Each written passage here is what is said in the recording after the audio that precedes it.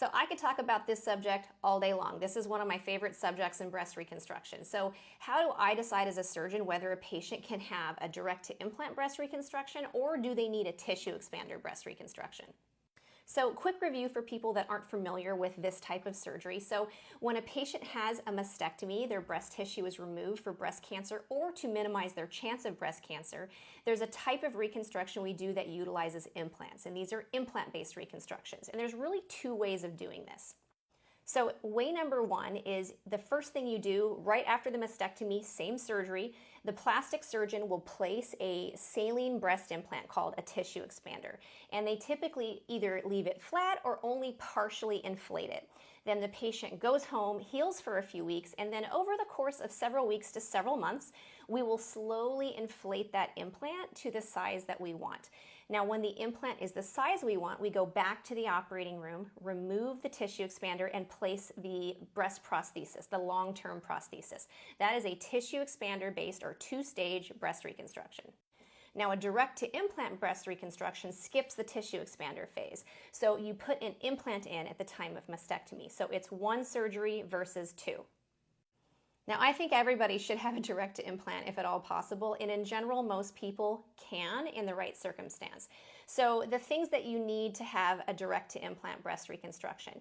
So you have to have a good mastectomy flap. So you need a capable, competent mastectomy surgeon who doesn't kill the skin, and that is a tall order in many practice environments. So you got to make sure that you ask your surgeon who does the mastectomy what their mastectomy flap necrosis rate is.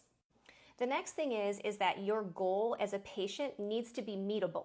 So if your goal as a patient is to have a larger implant that can safely be placed at mastectomy, you might need a tissue expander. Now, I don't love this method, to be honest with you, because you already are going to have very little tissue left behind, and then expanding it and thinning it makes it even less. And then the implant reconstruction can look very fake. I prefer just putting in the largest implant you can safely and then fat grafting to add more tissue to the area.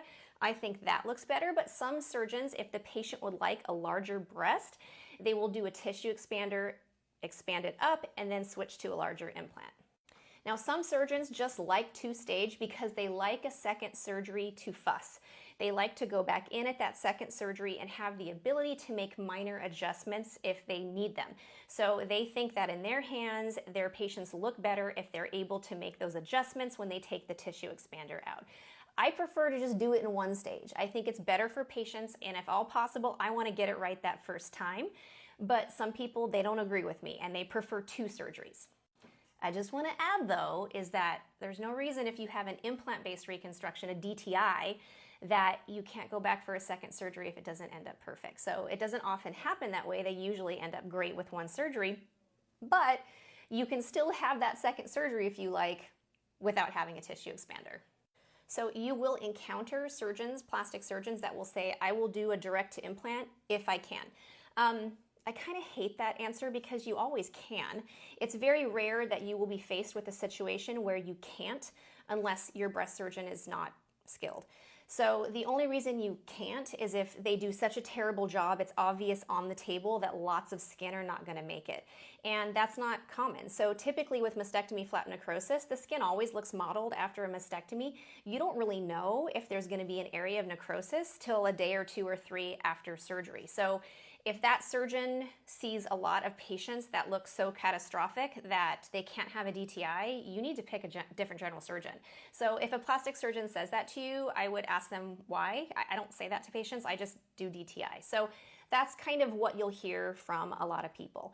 And there's no right or wrong. So my advice is that if you find a surgeon you like, you trust them, you think they get what you want, and you know they'll be there at 2 a.m. if you have a complication and need them, do whatever they recommend, because you always want your surgeon comfortable. So this surgeon right here, comfortable with DTI. I'm in a practice environment with gifted general surgeons that have low mastectomy flap necrosis rates, so 100% of people get a DTI. It's not going to be that way everywhere in the country. So you just have to ask questions, figure out why they don't do DTI, and if it's because there's not great surgeons, get a different general surgeon. The general surgeon is key to my results looking good, and they're really kind of the problem with a lot of this stuff. It's not us. I mean, I know everyone says that, but it's really not us, it's them.